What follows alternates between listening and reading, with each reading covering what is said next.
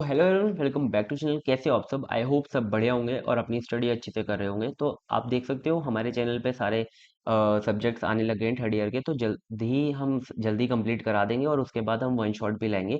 तो बस आपको क्या करना है, पेशेंटली जो भी लेक्चर्स आ रहे हैं उन्हें देखो और अच्छे से कंप्लीट करो। अब देखो डीबीएमएस भी आ चुका है, एज सबका डिमांड था तो हम ले आए हैं।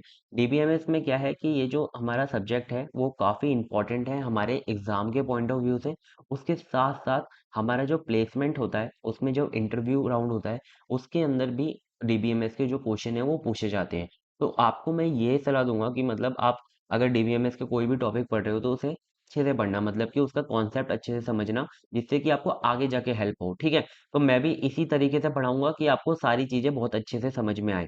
अब मतलब कि ऐसे नहीं कि आपने जो और सब्जेक्ट पढ़े हैं कि बस रट्टाफिकेशन किया है और एग्जाम देकर आ गए। आप इसको थोड़ा सा सीरियसली लेना, आपको बहुत हेल्प मिलेगी आगे जाके, क्योंकि आगे जाके तो आपको पढ़ने ही पड़ेंगे ये सब्जेक्ट अच्छे से, क्योंकि इंटरव्यू में प्लेसमेंट तो लेना ही है ना। तो चलो स्टार्ट करते हैं। अब ये वाला जो लेक्चर है इसके अंदर हम देख रहे होंगे क्या क्या हम देखेंगे, पहले हम ये देख लेते हैं। इसको मैं हटा देता हूँ। देखो, यहाँ पर हमारा पहले लेक्चर के अंदर हम देखेंगे overview and database system concepts, मतलब कि हम इसके अंदर एक ओवरव्यू समझेंगे। आपको इससे ये पता चल जाएगा कि डेटाबेस होता क्या है, डेटाबेस मैनेजमेंट सिस्टम क्या होता है। ठीक है, मतलब कि उसके अंदर हम ओवरव्यू देखेंगे, डीबीएमएस का मतलब कि डेटा देखेंगे, इन्फॉर्मेशन देखेंगे। And DBMS how differ from file system, हम वो देख रहे होंगे। एंड डीबीएमएस डेटाबेस सिस्टम के आर्किटेक्चर देखेंगे, जो कि तीनों आर्किटेक्चर बहुत ज्यादा इंपॉर्टेंट है।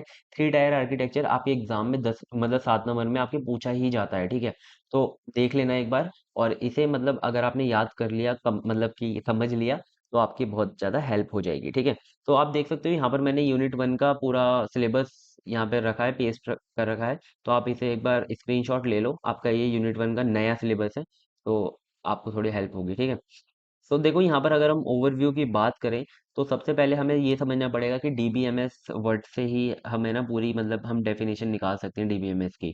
तो देखो डीबीएमएस में सबसे पहला वर्ड आता है डेटा। डी से मतलब की है डेटा, ठीक है। और बी का मतलब है बेस, एम का मतलब है मैनेजमेंट एंड एस का मतलब है सिस्टम। डेटा का मतलब मैं अगर आपको बताऊं तो देखो यहाँ पे ये जो चारों वर्ड है ना, इन्हीं से आप इसकी डेफिनेशन बना सकते हो डीबीएमएस की, कि एक ऐसा सिस्टम जो कि मैनेज करता हो डेटाबेस को। ठीक है, मतलब कि एक ऐसा हमारे पास सिस्टम है जो कि डेटाबेस को है ना मैनेज करता है। अब आपको ये समझना है कि डेटाबेस होता क्या है ना। अब देखो सबसे पहले हम समझेंगे कि डेटा क्या होता है, ठीक है। फिर हम सारी चीजें समझेंगे। सबसे पहले हम डेटा और इन्फॉर्मेशन को समझेंगे, फिर हम डेटाबेस को समझेंगे, देन हम मूव करेंगे डीबीएमएस पे। ठीक है, मेरे साथ चलना, जैसे मैं आपको पढ़ा रहा हूँ बिल्कुल वैसे करोगे, कोई भी दिक्कत नहीं आएगी, सारा कंप्लीट करा दूंगा। ठीक है, तो देखो सबसे पहले हम डेटा समझते हैं, डेटा होता क्या है। अब आपको मतलब बचपन से पढ़ाया जा रहा है कि डेटा क्या होता है, एक रॉ फैक्ट्स फिगर्स होते हैं जो कि अनप्रोसेस्ड इंफॉर्मेशन है, मतलब कि उनको अगर हम कोई भी देख रहा है तो उसे कुछ भी उसके बारे में पता नहीं चल रहा। अगर मतलब कि जैसे मैंने कि यहाँ पर मैं क्या करता हूँ कि ये ना मैं यहाँ पर 4 लिख देता हूँ, मतलब कि मैंने यहाँ पे लिख दिया 4। ठीक है, तो मैं इन सबको इरेज करूँ, यहाँ पे मैंने 4 लिख दिया। क्या आपको इससे कुछ पता चल रहा है? क्या आपको इससे कुछ समझ आ रहा है ये 4 क्या है? बस आपको ये पता है कि हाँ नंबर है, ठीक है। बट इसके इससे हमें कुछ पता नहीं चल रहा है, इससे हमें कुछ मीनिंग नहीं पता चल रही, तो ये क्या है, डेटा है। अब मैंने यहाँ पर आगे लिख दिया कि रोल नंबर 4, और यहाँ पर आगे कोई भी कॉलेज का नाम लिख दिया, तो हमें ये पता चल जाएगा कि इस कॉलेज में इस रोल नंबर, ये रोल नंबर है। ठीक है, तो हमें ये क्या हो गई, ये हमारी इन्फॉर्मेशन हो गई। थोड़ी सी आधी अधूरी इन्फॉर्मेशन है, लेकिन इन्फॉर्मेशन है, ये डेटा नहीं है। तो आई होप आपको डेटा का थोड़ा सा कॉन्सेप्ट क्लियर हो। ठीक है, तो अगर आपको डेफिनेशन से जाओ तो डेटा ये होता है कि it is a collection of raw unprocessed fact figures or details that that by themselves do not convey any specific meaning, है ना। वो कोई भी स्पेसिफिक मीनिंग कन्वे नहीं कर रहे। ठीक है, आई होप क्लियर होगा सबको। अगर हम एग्जांपल से समझे तो ये एक लिस्ट है हमारे पास, 100, 200, 150, ये कुछ हमें कुछ मीनिंग कन्वे कर रही है ना। कहीं पर अगर आपको ऐसे कॉलम के अंदर ये सब लिखा हुआ मिल रहा है तो क्या वो कुछ आपको बता रहा है? नहीं बता रहा, है ना। तो ये क्या है, डेटा है। देखो यहाँ पर ये लिखा हुआ है जॉन 23 सितंबर, और 1 2 3 मेन कुछ एसटी लिखा हुआ है। ठीक है, ये क्या कुछ आपको डेटा कन्वे कर रहा है? जॉन से हमें ये थोड़ा बहुत पता चल रहा है कि नाम है, लेकिन ये सब क्या लिखा हुआ है हमें इससे कुछ पता नहीं चल रहा। तो ये क्या है, हमारा डेटा है। ठीक है, डेटा को बस ये समझो। अब देखो मैं ना आपको एक बात बताता हूँ, मैंने थोड़ा सा ये सोचा है कि डेटा जो होता है ना वो पर्सन टू पर्सन अलग अलग होता है, मतलब कि किसी पर्सन के लिए ये जो चीज है वो डेटा हो सकती है, किसी पर्सन के लिए वो यही चीज इंफॉर्मेशन हो सकती है। जैसे कि मेरी कॉलेज आईडी है 21CS011, ये मेरी क्या है, एडमिशन आईडी है कॉलेज में, ठीक है। अगर ये मेरे कोई कॉलेज का पर्सन देख रहा है, जैसे कि कोई अकाउंटेंट देख रहा है या फिर कोई बच्चा देख रहा है, उसे पता है कि ये कॉलेज आईडी है संस्कार कॉलेज की, मेरे कॉलेज की, तो उसे ये पता चल जाएगा कि ये कॉलेज आईडी है, तो उसके लिए क्या है, ये डेटा है, ठीक है। लेकिन अगर कोई ऐसा रैंडम पर्सन जो कि अननोन है इस चीज से, वो अगर देखेगा तो उसके लिए क्या है, डेटा है, ठीक है। और जो बच्चा देख रहा है जिसे ये पता है कॉलेज आईडी है, वो क्या है, उसके लिए ये इंफॉर्मेशन है, ठीक है। तो पर्सन टू पर्सन वेरी कर सकती है, पर आपको बस इतना पता होना चाहिए डेटा की छोटी सी, मतलब आपसे कभी भी कोई पूछे तो आपको एक अच्छे से डेफिनेशन पता हो और आप उसे समझा पाओ, ठीक है।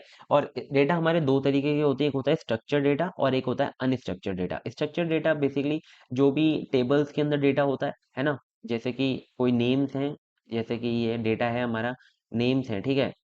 अब ये नहीं पता कि ये नेम्स किस चीज के लिए हैं, ठीक है। ये कुछ नेम्स हैं तो वो हमारा क्या हो गया, स्ट्रक्चर डेटा हो गया। अब अनस्ट्रक्चर डेटा क्या होता है, ये होता है हमारा अनऑर्गेनाइज्ड, अनऑर्गेनाइज्ड होता है, ये हमारा ऑर्गेनाइज्ड होता है। एंड नॉट इजीली इंटरप्रेटेबल, मतलब कि उसे इजीली इंटरप्ट नहीं किया जा सकता, जैसे कि इमेज हो गई, वीडियोस हो गई, और या फिर प्लेन टेक्स्ट हो गई, ये हमारे होते हैं अनस्ट्रक्चर डेटा, ठीक है। ज्यादा कंफ्यूज नहीं होना, बस डेटा आपको पता होना चाहिए, ठीक है। मतलब कि कभी कभी 2 नंबर में पूछ लेता है डेटा वर्सेस इंफॉर्मेशन में डेफिनेशन, ठीक है। तो आई होप ये सारी चीजें जो हैं आपको क्लियर होंगी। और ये नोट्स कैसे लग रहे हैं, हमने थोड़ा सा नया ट्राई किया है, तो प्लीज कमेंट करके बताना, वरना अगर आपको नहीं अच्छे लगेंगे तो यार हैंड रिटन पे मूव कर जाऊंगा, इनमें ज्यादा मेहनत है, ठीक है। तो आपको कैसे लग रहे हैं प्लीज कमेंट करके बताना, ठीक है। नेक्स्ट पेज पे मूव करते हैं। नेक्स्ट पेज के अंदर हम देख रहे होंगे कि इन्फॉर्मेशन क्या होती है ना। इन्फॉर्मेशन क्या होती है, इन्फॉर्मेशन आप सबको पता है, इन्फॉर्मेशन एक हमारा सबको पता है, मतलब कि बचपन से पढ़ते आए हैं कि प्रोसेस डेटा को, अगर हम डेटा को प्रोसेस कर दें तो वो क्या बन जाती है, इन्फॉर्मेशन बन जाती है, ठीक है। अब देखो यहाँ पे इन्फॉर्मेशन की डेफिनेशन लिखी हुई है, इट इज प्रोसेस्ड, ऑर्गेनाइज्ड और इंटरप्ट डेटा दैट कन्वेस मीनिंग और नॉलेज, ठीक है। मतलब कि कोई ऐसा मैसेज जो कि कुछ नॉलेज कन्वे कर रहा हो या फिर मीनिंग कन्वे कर रहा हो, उसे हम क्या कह सकते हैं, इन्फॉर्मेशन कह सकते हैं, ठीक है। जैसे कि यहाँ पर एक एग्जांपल लिखा हुआ है, John purchased item worth $100 on 23rd September at इस एड्रेस पे, ठीक है। अब देखो वहां पर क्या लिखा हुआ था, जॉन एंड 100 लिखा था, नहीं ये डेट लिखी थी और ये एड्रेस लिखा था, ठीक है। तो उससे कुछ पता नहीं चल रहा था, लेकिन यहाँ पर ये कंप्लीट सेंटेंस से ये पता चल रहा है कि कुछ, हाँ भाई इन्फॉर्मेशन है, जॉन ने कुछ खरीदा है $100 का, इतनी तारीख को खरीदा है और यहाँ से खरीदा है, ठीक है। तो इससे हमें कुछ पता चल रहा है। अब की आइडिया की बात करें तो जिससे आप सारी चीजें समझ सकते हो कि information provide context and meaning to data. Basically हमारे पास कुछ डेटा होता है, उसका उसमें अगर हम कॉन्टेक्स्ट और मीनिंग ऐड कर दें तो वो क्या बन जाती है, इंफॉर्मेशन बन जाती है, ठीक है। तो आई होप क्लियर है ये चीज, और it is useful for decision making और अंडरस्टैंडिंग, है ना। अब नेक्स्ट देखें तो मैंने कुछ ये लिखा हुआ है कि data is the raw input and when processed और ऑर्गेनाइज्ड इज बिकम इंफॉर्मेशन। सीधी बात है, और इनमें लिखने की क्या जरूरत थी, तो सबको पता ही होता है, ठीक है। चलो नेक्स्ट पे मूव करते हैं। और कभी कभी ये टेबल जो है हमेशा दिमाग में रखना, क्योंकि पूछी ही जाती है 2 नंबर में, डेटा और इन्फॉर्मेशन। और इस सब्जेक्ट में नहीं तो किसी और सब्जेक्ट में पूछ लेंगे, ठीक है। मतलब आप सीएस से हो तो आपको बहुत ज़्यादा हेल्प होगी इस चीज़ से ना। यार मैं नया हूँ इस चीज़ पे, मतलब कि पढ़ाने में, वरना मैंने हैंड रिटन नोट से ही पढ़ाया है, तो थोड़ी बहुत दिक्कत आ रही है। अगर हम डेफिनेशन की बात करें तो ये आपको पता है ना, डेफिनेशन मैं आपको बता चुका हूँ। और नेचर इसका अनऑर्गेनाइज्ड होता है डेटा का, ये ऑर्गेनाइज्ड होता है, इसका एक एग्जांपल है ना। और रिपीटेशन रिप्रेजेंटेशन की बात करें तो सिंपल ऑब्जर्वेशन एंड ये contextual facts that help with decision making. And processing की बात करें तो data is the raw material that need to process, मतलब कि इसे जरूरत है प्रोसेस होने की। लेकिन इंफॉर्मेशन तो भाई डेटा प्रोसेस होकर ही आया है, तो इसे प्रोसेस होने की जरूरत नहीं है। और डिपेंडेंस की बात करें तो डेटा हमारा इंफॉर्मेशन पे डिपेंड करता है, नहीं करता है, लेकिन इंफॉर्मेशन डेटा पे डिपेंड करती है, ठीक है। तो ये याद रखना, क्योंकि डेटा से ही तो इंफॉर्मेशन बनती है, इंफॉर्मेशन तो डेटा से बनती है, लेकिन डेटा तो डेटा ही होता है, वो तो किसी से नहीं बन रहा, है ना। तो आई होप क्लियर हो गई ये भी चीज। चलो नेक्स्ट मूव करते हैं, जो कि हमारा मेन टॉपिक है। टॉपिक आप इधर से उधर ले जा रहे हो भैया। डेटाबेस, ठीक है। अब डेटाबेस क्या होता है?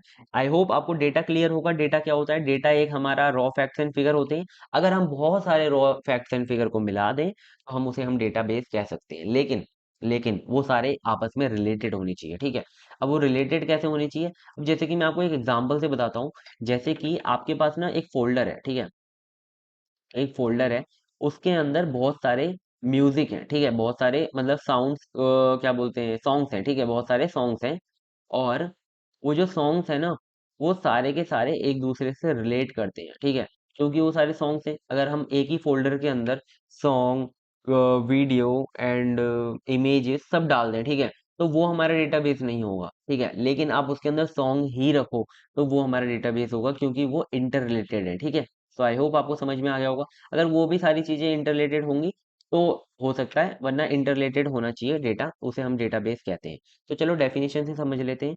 A database is a collection of interrelated data that helps in the efficient retrieval, insertion, and deletion of data from a database and organize the data in the form of tables, views, schemas, reports, etc. अब आपको, मेरे को नहीं पता definition से समझ आया कि नहीं आया, मैं आपको बताता हूँ।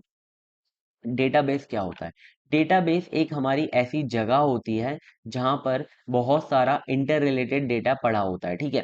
जैसे कि आपके कॉलेज में एक डेटाबेस होगा आपके कॉलेज का, है ना। उसके अंदर बहुत सारा डेटा होगा, किस चीज का? आपका डेटा होगा, आपकी फैकल्टीज का डेटा होगा, आपके रिजल्ट का डेटा होगा, ठीक है। वो सारा डेटा होगा। और वो सारा डेटा आपस में इंटरलेट करता है, क्योंकि वो आपकी फैकल्टी है, आपका रिजल्ट है, आपका एग्जाम है। तो वो क्या है, एक दूसरे से रिलेट करता है, ठीक है।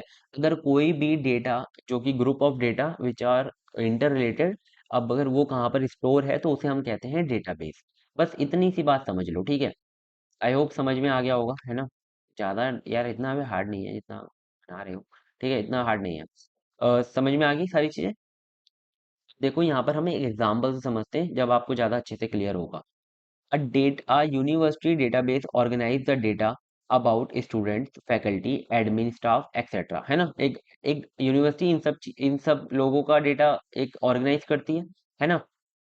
which helps in this efficient retrieval, insertion and deletion। अगर वो ऐसे मतलब कि डेटाबेस के अंदर स्टोर करेगी ना, तो उसके पास अच्छा खासा मतलब कि इजीनेस होगी कि वो उसे रिट्रीव कर सके, इंसर्ट कर सके डेटा और डिलीट कर सके, ठीक है। तो समझ में आ गया होगा ये चीज कि ऐसा होता है डेटाबेस। आप देख सकते हो मतलब कि डायग्राम इसका ऐसा होता है ना, सिलेंड्रिकल शेप में होता है। ये हमारा एक यूनिवर्सिटी डेटाबेस है, जिसके अंदर क्या क्या चीजें हैं? फैकल्टी का इन्फॉर्मेशन है, स्टूडेंट्स का इन्फॉर्मेशन है, एग्जाम्स का इन्फॉर्मेशन है एंड प्लेसमेंट का इन्फॉर्मेशन है। तो आई होप ये सारी चीजें क्लियर होंगी, डेटाबेस आपको समझ में आ गया होगा, ठीक है। नहीं आया समझ में तो एक बार यार डेफिनेशन वापस से पढ़ो और एक बार वीडियो को वापस देखो, समझ में आ जाएगा, ठीक है। तो डेटाबेस खत्म। नेक्स्ट पे मूव करते हैं, पहले मैं इसे बंद करूँ। अब देखो हमारा नेक्स्ट आता है डीबीएमएस। अब हम पढ़ेंगे डीबीएमएस होता क्या है, ठीक है। यहाँ पे देखो डीबीएमएस क्या होता है, डेटाबेस आपको समझ में आ गया। अब हम पढ़ेंगे कि मैनेजमेंट कैसे होगा। अब देखो एक हमारी ऐसी जगह है जहां पर बहुत सारा इंटर रिलेटेड डेटा रखा हुआ है, लेकिन उसे मैनेज करने के लिए हमारे पास एक सिस्टम लगता है जिसका नाम है डीबीएमएस, ठीक है, डेटाबेस मैनेजमेंट सिस्टम। डेटाबेस को मैनेज करने वाला सिस्टम, उसे हम कहते हैं डीबीएमएस। आई होप क्लियर होगा, है ना। अब देखो, a database management system is a software system. वो क्या है? एक सॉफ्टवेयर सिस्टम है, ठीक है। Design to create, manage and manipulate databases, है ना। मतलब किसके लिए डिजाइन किया गया है? कि आप डेटाबेस को बनाओ, उन्हें मैनेज करो और उन्हें क्या है, और उन्हें मैनिपुलेट करो या फिर अपडेट करो, ठीक है। ए- एक ऐसा सॉफ्टवेयर, जैसे कि है ना, आपके पास एक सॉफ्टवेयर होता है वीडियो एडिटिंग का, ठीक है।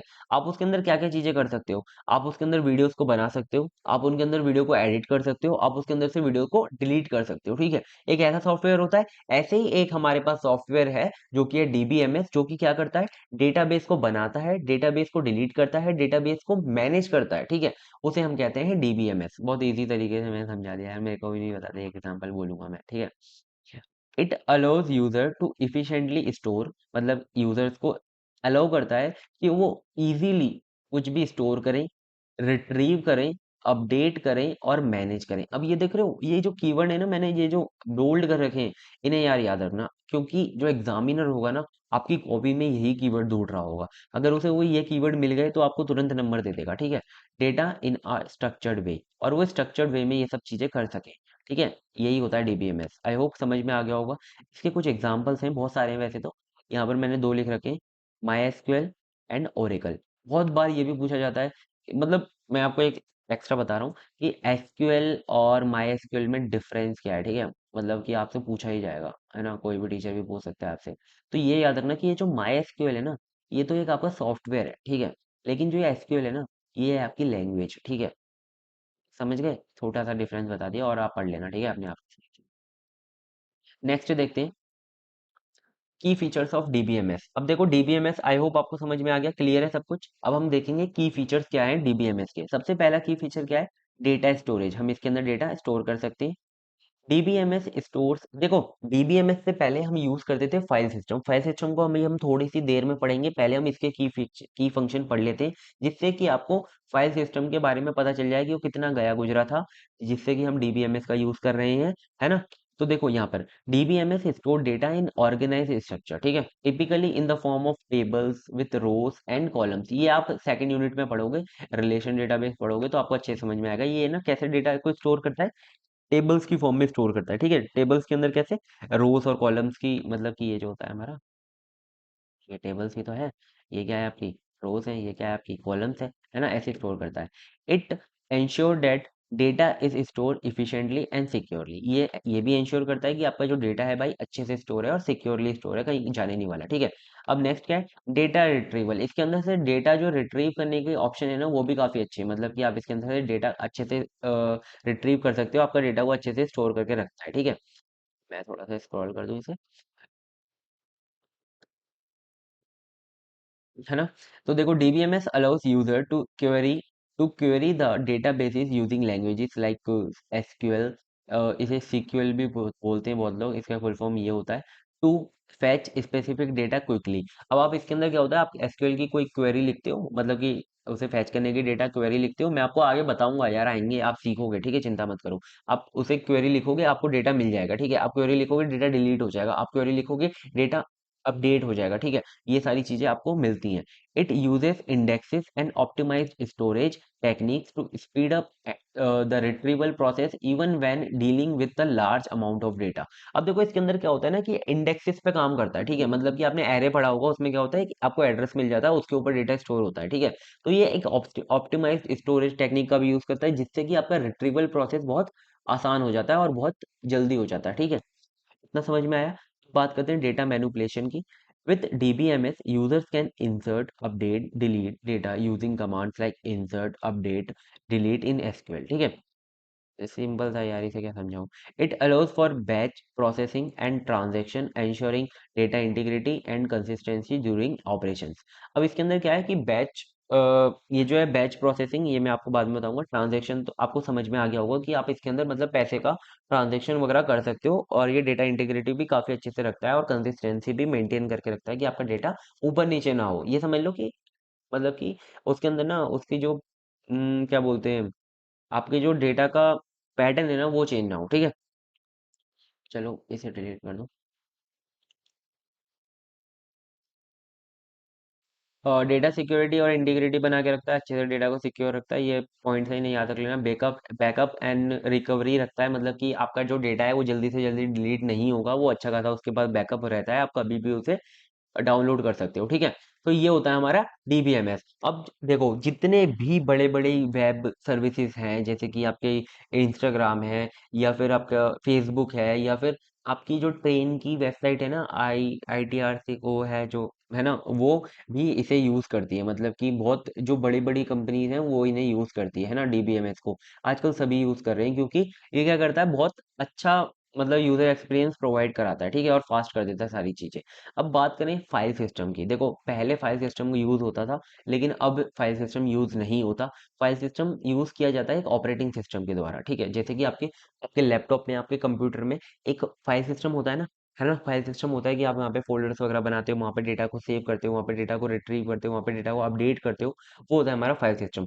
पर क्या आपको लगता है कि आप उससे बहुत सारे यूजर्स को एक्सेस दे पाओगे? आप क्या बहुत सारे यूजर्स को उसके साथ मतलब मैनेज कर पाओगे? नहीं कर पाओगे, ठीक है, फाइल सिस्टम के साथ। वो सब के लिए आपको जरूरत पड़ती है डेटाबेस मैनेजमेंट सिस्टम की, ठीक है। तो चलो फाइल सिस्टम को समझते हैं। A file system is a method and structure used by an operating system, ठीक है। और ऑपरेटिंग सिस्टम यूज करता है किसके लिए? यूज करता है ऑर्गेनाइज करने के लिए, स्टोर करने के लिए, रिट्रीव करने के लिए एंड मैनेज करने के लिए फाइल्स को, ठीक है। On a storage device such as hard drive हो सकती है, एसएसडी हो सकती है, यूएसबी हो सकता है, ठीक है। उस उन सिप के अंदर ये क्या करता है? फाइल्स को स्टोर करता है। It provide the foundation for storing data in files directories but logs the features of DBMS but lakhs, हाँ सॉरी लॉक नहीं है यहाँ पे, lakhs the feature of DBMS, है ना। मतलब कि इसके अंदर ये सारी चीजें हैं भाई, आप स्टोर कर सकते हो, ऑर्गेनाइज कर सकते हो, रिट्रीव कर सकते हो, मैनेज कर सकते हो, लेकिन ये सारी चीजें होंगी बहुत छोटे लेवल पे, मतलब कि 2 या 3 यूजर समझ के चलो मैक्सिमम, या फिर 10 यूजर मान के चलो, है ना, इतने आप मैनेज कर पाओगे, है ना। और पर अगर आपके पास बहुत सारे यूजर्स हैं तो आप डीबीएमएस की तरफ जाओ, ठीक है। आजकल तो छोटे से छोटी जो भी बनाते हैं ना, वो भी मतलब कि डेटाबेस का यूज करते हैं। आप भी अगर कोई डेटा प्रोजेक्ट वगैरह बना रहे होंगे ना अपने, तो आप भी डेटाबेस का यूज कर रहे होंगे, ठीक है। तो आई होप फाइल सिस्टम आपको क्लियर होगा। अब देखो, अब हम मूव करेंगे हमारे मेन टॉपिक पर, जो कि है हमारा क्या, इसे पहले हटाओ, डीबीएमएस वर्सेस फाइल सिस्टम। देख सकते हो यहाँ पर, पहले मैं इसे फिट टू पेज करूँ। ओके। यहाँ पे देखो, फाइल सिस्टम वर्सेस डीबीएमएस, ये जो है ना 10 नंबर में आपका, मतलब 7 नंबर में आपका क्वेश्चन आता है, और बहुत इंपॉर्टेंट क्वेश्चन है, इसे स्किप मत करना। बस आपने ना एक बार रीड भी कर लिया ना इसे, तो आप आराम से कर लोगे, ठीक है। तो मैं आपको बताऊं तो, फाइल सिस्टम वर्सेस डीबीएमएस, मैं आपको बताता हूँ। पहले जो है फाइल सिस्टम यूज होता था, लेकिन क्या हुआ कि फाइल सिस्टम के अंदर ना स्केल नहीं कर सकते थे, मतलब कि अगर यूजर बढ़ जाते हैं तो आप उसे स्केल नहीं कर सकते थे।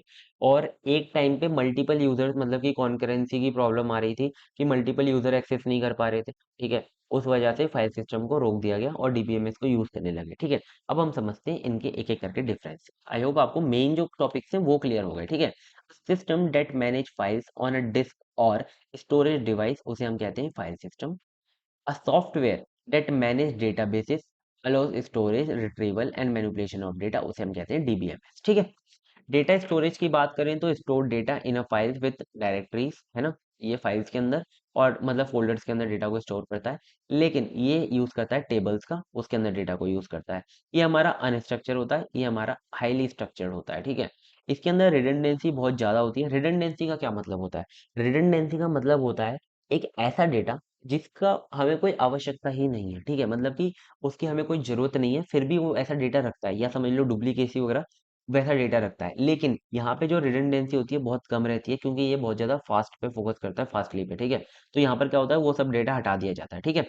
अब डेटा इंटीग्रिटी, इसके अंदर कोई इनहेरिटेंट नहीं होता मैकेनिज्म डेटा को मतलब इंटीग्रेट करने के लिए, लेकिन इसके अंदर काफी अच्छा होता है, और हम उसे आगे पढ़ेंगे। प्राइमरी की, सारे की का कॉन्सेप्ट पढ़ेंगे, अभी नहीं पढ़ रहे, ठीक है। अब इसके अंदर सिक्योरिटी बहुत बेसिक लेवल की होती है, मतलब कि आप उसके अंदर डायरेक्टली डेटाबेस आपके पास होता है, आप जाके उसे चेंज वेंज कर सकते हो, ठीक है। लेकिन यहाँ पर सिक्योरिटी बहुत हाई होती है और आपको कुछ पता ही नहीं होता डेटा कहाँ पर स्टोर है, ठीक है। आई होप ये क्लियर होगा आपको। इतने पॉइंट्स आपको क्लियर होंगे, ठीक है। आपको ना मतलब सेमेस्टर एग्जाम में भी ना पूछा ही जाता है यार, ये तो देखो। अब नेक्स्ट की बात करें तो सिक्योरिटी हो गया था, हाँ। कंकरेंसी कंट्रोल, अब देखो कॉन्करेंसी कंट्रोल क्या होता है हमारा? कॉन्करेंसी कंट्रोल ये होता है हमारा कि एक टाइम पर अगर मल्टीपल यूजर्स आ जाते हैं, तो क्या वो अच्छे से एक्सेस कर पा रहे हैं? तो यहाँ पर मिनिमल सपोर्ट होता है इसके लिए, यहाँ पर बहुत अच्छा कंट्रोल होता है कॉन्करेंसी का, ठीक है। डेटा क्वेरिंग, मतलब यहाँ पर कोई आपकी क्वेरी लैंग्वेज का यूज नहीं होता, लेकिन यहाँ पर यूज होता है एसक्यूएल का, ठीक है। यहाँ पे direct data relationship, no direct support for data relationship, लेकिन यहाँ पर होता है हमारा टेबल होती है, क्योंकि यहाँ पर प्राइमरी और फॉरेन की होती है। अब देखो यहाँ पर अगर आपको नहीं समझ आ रहा प्राइमरी की क्या है, फॉरेन की क्या है, तो थोड़ा रुको, हम आगे लेक्चर्स में पढ़ेंगे सारी की का कॉन्सेप्ट, और एक एक चीज ऐसे याद हो जाएगी ना आपको बिल्कुल, कि आप बोलोगे कि हाँ भाई पढ़ा है, ठीक है। लो इंडिपेंडेंसी, इसके अंदर जो डेटा होता है वो इंडिपेंडेंट नहीं होता, ठीक है, मतलब कि वो अलग अलग नहीं होता। जैसे कि है ना, आपको अगर कोई भी यूज करना है तो आपको पूरा का पूरा सिस्टम अपने सिस्टम के अंदर डाउनलोड करना पड़ेगा, फिर जाके आप उसे यूज कर पा रहे होंगे। लेकिन यहाँ पर क्या है, आपको जो चीज यूज करनी है वही आपके सिस्टम में दिख रही होगी आपको, और आप उसे यूज कर सकते हो। तो यहाँ पे डेटा इंडिपेंडेंसी हाई होती है, ठीक है।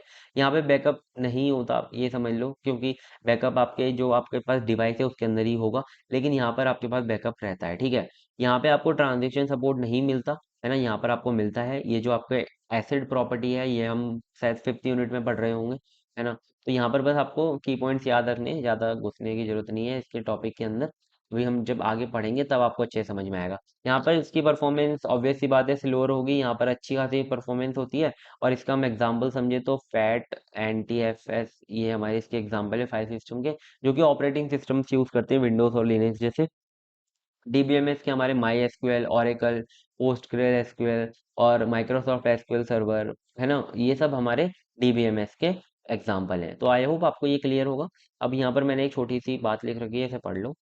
DBMS is more advance system, ये हमें पता है, then file system, specially when handling large and complex data sets that require consistency, security and efficiency, ठीक है। अगर ये सब चीज़ों की जरूरत है तो भाई DBMS का यूज़ करो, मुझे नहीं पता, ठीक है। अब बात करेंगे नेक्स्ट टॉपिक की, जो कि है हमारा क्या, बहुत अच्छा टॉपिक है, जो कि है हमारा आर्किटेक्चर, ठीक है। Database system concept architecture. अगर आप भाई बिल्कुल उसके लिए पढ़ रहे हो ना सेमेस्टर एग्जाम के लिए, तो अब आया आपका टॉपिक, ये database system concept and architecture. Architecture आपका आने वाला है पेपर के अंदर, तो इसे अच्छे से पढ़ना, है ना। तो आर्किटेक्चर की बात करेंगे कि भाई आपका जो, मतलब कि जो चीजें आपकी एक दूसरे के साथ रिलेट हो रही हैं वो आर्किटेक्चर में कैसे डिफाइंड है, ठीक है, उसे हम देख रहे होंगे यहाँ पर। चलो जल्दी से पढ़ते हैं इसे। सबसे पहले अगर हम बात करें तो database system refer to a system that manage databases.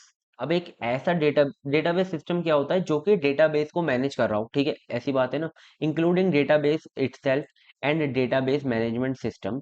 The architecture of database system can be divided into 3 tears, मतलब कि एक पहला टायर, दूसरा टायर, तीसरा टायर आर्किटेक्चर, ठीक है। तो ये जो पहला टायर होता है, ये पहला टीयर होता है ना, टीयर बोलते हैं ना, पहला जो टीयर होता है वो होता है हमारा बहुत सिंपल, दूसरा होता है हमारा क्लाइंट एंड सर्वर, और जो तीसरा होता है उन दोनों के बीच में एक एप्लीकेशन सर्वर लेयर आ जाती है, जो कि बहुत ज्यादा इंपॉर्टेंट है और उसी को सब लोग यूज करते हैं, ठीक है। Each offering different levels of abstraction. अब देखो एब्स्ट्रैक्शन मैं आपको पहले समझा देता हूँ जल्दी से, है ना, एब्स्ट्रैक्शन का टॉपिक। एब्स्ट्रैक्शन आपने पहले भी पढ़ा होगा अपनी कोई भी प्रोग्रामिंग के अंदर, कि एब्स्ट्रैक्शन क्या करता है, कि जैसे कि आप गाड़ी चला रहे हो, ठीक है, मैं आपको एक बेसिक से एग्जांपल बताता हूँ, कि आप गाड़ी चला रहे हो, आपको सामने ब्रेक दिखता है, ठीक है, आपने ब्रेक दबाया और आपकी गाड़ी रुक गई, ठीक है। आपको कुछ नहीं पता कि आगे टायर में क्या लगा हुआ है, आगे इंजन में क्या लगा हुआ है, क्या चीजें उसके पीछे काम कर रही है, लेकिन आपको बस ये पता है कि ये बटन दबाने से ब्रेक लग जाते हैं, ठीक है। तो ये क्या है, बहुत अच्छा एग्जांपल है एब्स्ट्रैक्शन का, कि यूजर से अनवांटेड डेटा को क्या करो, हाइड कर दो, अनवांटेड इंफॉर्मेशन को क्या कर दो, हाइड कर दो, उसे बस वो दिखाओ जो कि उसे देखने की जरूरत है, ठीक है। ऐसे ही इसके अंदर ये किया जाता है कि 3 टायर आर्किटेक्चर में क्या किया जाता है, कि भाई यूजर को पता ही नहीं होता कि डेटा कहाँ पर स्टोर हो रहा है, उसे बस ये पता होता है कि इसे ये क्लिक करने से सेव हो जाएगा डेटा, ठीक है। मतलब कि आपके पास है ना बस यूजर मैनुअल, यूजर UI होता है, मतलब कि यूजर इंटरफेस होता है, अब बटन होते हैं आपके पास, आप उसे क्लिक करते हो और डेटा सेव हो जाता है, डेटा डिलीट हो जाता है, ठीक है। आपको कुछ नहीं पता कि पीछे क्या हो रहा है, उसी को हम कहते हैं एब्स्ट्रैक्शन, ठीक है। आई होप मैंने आपको बहुत अच्छे से समझा दिया होगा। And separation between users and database, मतलब कि उन्हें अलग अलग रखो, कहीं भाई यूजर कोई दिक्कत ना कर दे डेटाबेस के अंदर, ठीक है। चलो बात करते हैं वन टायर आर्किटेक्चर की। तो वन टायर आर्किटेक्चर पहले देखेंगे, डिलीट करो जल्दी से, एक तो ज़्यादा टाइम यही ले ले रहा है मेरा। वन टायर आर्किटेक्चर उसे हम कह सकते हैं सिंपल आर्किटेक्चर, ठीक है। So देखो, it is the simplest architecture of database in which the client, server and database all reside on the same machine। मतलब कि सब कुछ एक ही मशीन के अंदर है, आपके सिस्टम में ही है सब कुछ। आप डेटाबेस भी आपके पास है, क्लाइंट भी आपके पास है, सर्वर भी आपके पास है, उसी को हम कहते हैं वन टायर आर्किटेक्चर। ज्यादा नहीं समझने की जरूरत, आपके पेपर में आने वाला है 3 टायर आर्किटेक्चर, ठीक है। A simple one tier architecture example would be any time you install a database in your system and access it to practice SQL queries, but such architecture is rarely used in production। Production के अंदर कोई क्यों use करेगा, क्योंकि वहां पर क्या होगा, क्लाइंट एंड सर्वर का यूज करेंगे, क्योंकि क्लाइंट हमारा कहीं और होगा, सर्वर हमारा कहीं और होगा, तो वहां पर उसका यूज होता है। लेकिन इसके अंदर क्या होता है कि कोई कोई अपना प्रोजेक्ट कोई बना रहा है, तो वहां पर हम यूज कर सकते हैं कि मतलब एक ही मशीन है, उसके अंदर ही हमारा क्लाइंट है, मतलब हम उसी के अंदर है, और वहीं पर हमने एक सर्वर बना रखा है। हम अपने एसक्यूएल से कमांड भेज रहे हैं, वहां पे हम देख रहे हैं, चेक कर रहे हैं, ठीक है। तो मतलब एक छोटा अगर कोई प्रोजेक्ट है, कोई प्रोटोटाइप बना रहा है किसी प्रोजेक्ट का, तो वहां पर ये यूज होता है, लेकिन ज्यादा ये यूज नहीं होता, ठीक है। इसका एडवांटेज क्या है, इजी टू मैनेज है, और suitable for simple and local applications के लिए, ठीक है। लैक स्केलेबिलिटी तो है ही नहीं भाई, इसके अंदर स्केल तो कर ही नहीं सकते, और सिक्योरिटी भी नहीं है इसके अंदर। Only suitable for small systems, ठीक है, बहुत स्मॉल सिस्टम्स के लिए सुटेबल है। आई होप ये भी क्लियर होगा आपको। चलो स्लाइड करो। टू टायर आर्किटेक्चर की बात करेंगे अब हम। टू टायर आर्किटेक्चर क्या होता है इसके अंदर, इसे हम बोल सकते हैं क्लाइंट सर्वर आर्किटेक्चर, ठीक है। इसके अंदर एक क्लाइंट होता है और एक सर्वर होता है, मतलब कि क्लाइंट हम होते हैं, मतलब कि हम समझ लो, या फिर मैं आपको एक बात अब ये इसे समझाता हूँ, ठीक है, अभी समझना। In two tier architecture the system consist of two layers, the client जो कि होता है फ्रंट एंड, एंड सर्वर जो कि होता है हमारा बैक एंड, ठीक है। The client application communicate directly with the database server over a network, ठीक है। मतलब कि इसके अंदर क्या होगा कि क्लाइंट को डेटाबेस डायरेक्टली एक्सेस करने को मिल जाएगा, ठीक है। वो डायरेक्टली उसे एक्सेस कर सकता है, उसके अंदर से डेटा क्या क्या कर सकता है, डिलीट कर सकता है, अपडेट कर सकता है, इंसर्ट कर सकता है, ठीक है। समझ रहे हो, वो सब कुछ कर सकता है, कोई दिक्कत ही नहीं है। ऐसा यार, ये तो अच्छी बात नहीं है ना, वो कुछ भी कर सकता है तो, है ना। ये देखो क्लाइंट क्या है, the user interface where user perform queries and operations desktop application, ठीक है। मतलब कि एक डेस्कटॉप एप्लीकेशन है, उसके थ्रू वो सब कुछ कर सकता है, ठीक है, सारे ऑपरेशन परफॉर्म कर सकता है। अब सर्वर क्या है, सर्वर एक हमारा डेटाबेस सर्वर है, जो कि जिसके अंदर क्या है, डीबीएमएस इंस्टॉल है, और वो क्या कर रहा है, प्रोसेस कर रहा है क्वेरीज को, ठीक है। अब देखो, मैं आपको एक एग्जांपल समझाता हूँ, ठीक है। आप मतलब कि आप है ना, जैसे कि एक तो आपके पास एक ऑप्शन है कि आप घर पर बैठकर क्या करो, टिकट बुक कर दो, ठीक है। एक आपके पास ये ऑप्शन है, आप घर पे बैठ के टिकट बुक कर दो। ये आएगा हमारा थ्री टायर आर्किटेक्चर में, इसमें आपको कुछ नहीं पता डेटा वगैरह कहाँ पर रखा है। एक आपके पास ये ऑप्शन है जो कि हमारे पेरेंट्स करते थे, या फिर उससे पहले करते थे, कि मतलब वहां पर एक सेंटर होता है, वहां पर एक टिकट क्या बोलते हैं, टिकट विंडो होती है या कुछ होता है, वहां पर जाके टिकट बुक कराते हैं, ठीक है। मतलब कि ट्रेन कितने बजे आएगी, और हमारे पास ये इन्फॉर्मेशन है, आप हमारी एक टिकट बुक कर दो, ठीक है। तो वो लोग क्या करते हैं, वो लोग होते हैं हमारे क्लाइंट, ठीक है। वो होते हैं हमारे क्लाइंट जिनके पास डायरेक्टली एक्सेस होता है सर्वर का, ठीक है। वो डायरेक्टली उसके अंदर चेंजेस करते हैं और हमारी टिकट बुक कर देते हैं, ठीक है। तो वो हमारा क्या हो गया, उनका और सर्वर के बीच का जो एक सिस्टम बना है, वो हमारा एक हो गया क्लाइंट सर्वर आर्किटेक्चर, उसे हम कह सकते हैं टू टायर आर्किटेक्चर, ठीक है। उनके पास डायरेक्टली एक्सेस होता था, ठीक है। लेकिन अब आ गया हमारा थ्री टायर आर्किटेक्चर। तो इसका यूज केस क्या है वो भी देख लेते हैं। आई होप आपको समझ में आ गया होगा रियल टाइम एग्जांपल से। This architecture is commonly used in desktop application where multiple users connect with central database server over a network. अब इसमें भी आप एक बात बताओ, कितने क्लाइंट बना सकते हो आप, मतलब कि आप कितने बना लोगे। हर एक को तो एक्सेस नहीं दे दोगे, हर एक तो आपके जानने वाला नहीं है, हर एक तो आप उस पर भरोसा नहीं कर सकते, है ना। सबको तो कंपनी काम पे नहीं रख सकती। इसके लिए इन्होंने थ्री टायर आर्किटेक्चर पे मूव किया, ठीक है, क्योंकि ये भी स्केलेबल नहीं था, ठीक है। अब इसका एक एडवांटेज देख लेते हैं जल्दी से। Better performance for small and medium size system, easier to manage security since the database is central located, क्योंकि यहाँ पे क्या है, डेटाबेस हमारा सेंट्रली लोकेटेड है, तो थोड़ा सा सिक्योरिटी मैनेज कर सकते हो, पर ज़्यादा नहीं, ठीक है। Not scalable for large system, ज़्यादा लार्ज के लिए नहीं अलाउड, ये डिसएडवांटेजेस है इसका। और limited in handling multiple request simultaneously, ठीक है, मल्टीपल रिक्वेस्ट को भी ये हैंडल नहीं कर पा रहा था, ठीक है।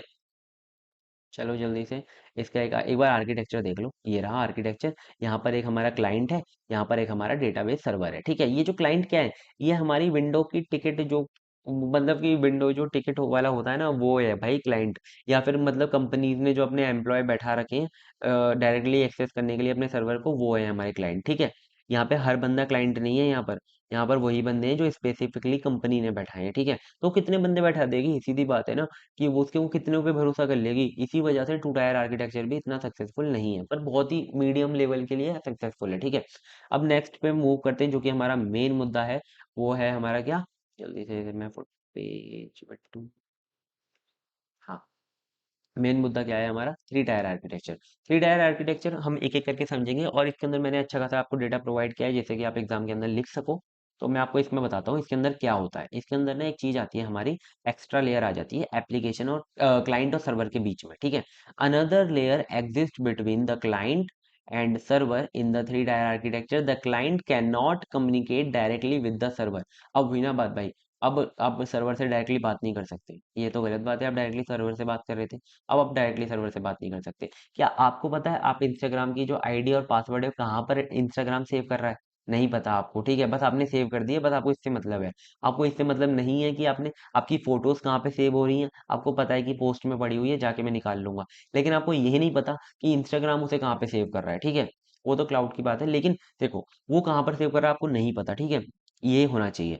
On the client side the program communicate with the application server. इसके अंदर बीच में क्या आ जाती है, एक लेयर आ जाती है एप्लीकेशन सर्वर, ठीक है। तो जो क्लाइंट है वो एप्लीकेशन से बात कर रहा होगा, एप्लीकेशन हमारा डेटाबेस से बात कर रही होगी, डेटाबेस हमारा एप्लीकेशन से बात कर रहा होगा, फिर हमारा एप्लीकेशन यूजर को डेटा प्रोवाइड करा रहा होगा, ठीक है। Beyond the application server the end user has no knowledge of database existence, कि कहाँ पर डेटाबेस एग्जिस्ट कर रहा है। Aside from the application the database has no knowledge of any other user. मतलब कि देखो, एप यूजर को डेटाबेस के बारे में नहीं पता और डेटाबेस को यूजर के बारे में नहीं पता, ठीक है। इतनी बात समझो, बीच में एक लेयर आ गई, ठीक है। इसे जल्दी से erase हाँ ठीक है। पहले हम ये भी समझ लेते हैं, ये जो कंपोनेंट्स हैं इसके, क्लाइंट एक तो होता है क्लाइंट, एक होता है एप्लीकेशन और एक होता है सर्वर। क्लाइंट क्या है हमारा? This is the user interface like web browser, mobile app that user interact with application tier, ठीक है। एप्लीकेशन से बात करेगा, this is where the logic, business logic resides, ठीक है। It process user request, communicate with the database and return data to the user interface. अब देखो मैं आपको एक बात बताता हूँ, टू टायर आर्किटेक्चर में क्या हो रहा था। टू टायर आर्किटेक्चर में ना, मैं पहले बंद देता हूँ भैया। टू टायर आर्किटेक्चर में क्या हो रहा था कि टू टायर आर्किटेक्चर में ना आप डायरेक्टली क्लाइंट क्या कर रहा था, डेटाबेस को बता रहा था, कोई क्वेरी लिख रहा होगा और क्वेरी को क्या कर रहा होगा, डेटाबेस उससे पहले प्रोसेस कर रहा होगा, ठीक है। और फिर क्वेरी को ले भी रहा है, वो प्रोसेस भी कर रहा है और डेटा को वापस भेज भी रहा है। कितना सारा काम है डेटाबेस के पास। लेकिन यहाँ पर क्या होता है, यहाँ पर क्या होता है कि क्लाइंट हमारा एप्लीकेशन सर्वर के पास भेज देता है जो भी उसे चाहिए। एप्लीकेशन क्या करती है, उसे प्रोसेस करती है ना, और फिर डायरेक्टली जो हमारा मशीन लेवल कोड है वो भेजती है डेटाबेस को, ठीक है।